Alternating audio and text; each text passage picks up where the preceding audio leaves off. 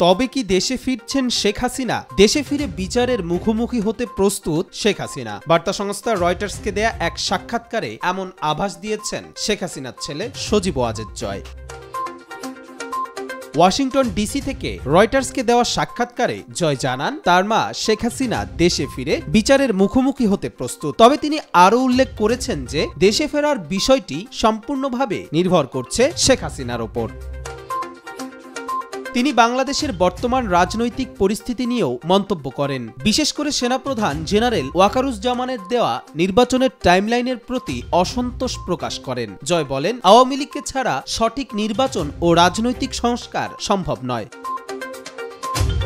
এদিকে প্রতিবেদনে উল্লেখ করা হয় যে শেখ হাসিনা বর্তমানে দিল্লির কাছাকাছি অবস্থান করছেন এবং তার দল আওয়ামী লীগের অনেক নেতাকে গ্রেফতার করা হয়েছে। পরিস্থিতি নিয়ে জয় উদ্বেগ প্রকাশ করেন এবং বলেন, অনেক নেতাকর্মীকে হত্যার শিকার হতে হয়েছে। এ ঘটনার পটভূমি নির্বাচন ব্যবস্থা সংস্কার নিয়ে আলোচনা চলছে, যেখানে 3 মাসের মধ্যে সুপারিশ করার ঘোষণাও দেওয়া হয়েছে। তবে আওয়ামী লীগের সঙ্গে সংলাপ হবে কিনা সে বিষয়ে এখনও অনিশ্চয়তা রয়েছে। কবির চৌধুরী জয়, মাই টিভি।